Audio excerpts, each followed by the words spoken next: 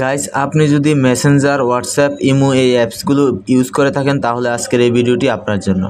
কেননা আমি আজকের এই ভিডিওতে দেখাবো আপনাকে যদি কেউ মেসেঞ্জারে কিংবা ইমোতে বা হোয়াটসঅ্যাপে কেউ যদি কোনো ফটো বা মেসেজ পাঠায়, ওটা যদি আপনি দেখার আগে সেখান থেকে ডিলিট করে দেয় তাহলে কিন্তু ওটা আপনি আর দেখতে পারবেন না। বাট আজকে আমি যে সেটিংসটি শিখাবো, এই সেটিংসটি যদি আপনি শিখে রাখেন তাহলে ওইখান থেকে ডিলিট করে দিলেও আপনি দেখতে পারবেন। তো সেই প্রসেসটি আজকে এই ভিডিওতে দেখিয়ে দেবো। তাই সেই জন্য সর্বপ্রথমে চলে যাবেন আপনি আপনার ফোন থেকে সেটিংস অ্যাপসটির ভিতরে আসার পর এখানে এই যে নোটিফিকেশন নামে একটি অপশন পেয়ে যাবেন, এটার উপরে ক্লিক করবেন। ক্লিক করার পর এখান থেকে নোটিফিকেশন হিস্টোরি, এটার উপর একটা ক্লিক করবেন।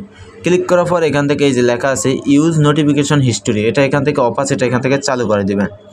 এখান থেকে চালু করে দিলে এবার হবে কি, আপনাকে যদি কেউ ইমোতে বা মেসেঞ্জারে বা হোয়াটসঅ্যাপে কোনো ফটো বা মেসেজ পাঠিয়ে যদি ডিলিট করে দেয়, আপনি ওই অ্যাপস থেকে না দেখতে পারলে এখানে চলে আসবেন। এখানে আসার পর কে ইমো থেকে পাঠিয়েছে কিংবা মেসেঞ্জার থেকে পাঠিয়েছে সেটা মেসেঞ্জার অ্যাপসের লোগো সহ এখানে কি লেখাটা পাঠিয়েছে সেটা এখানে শো করবে।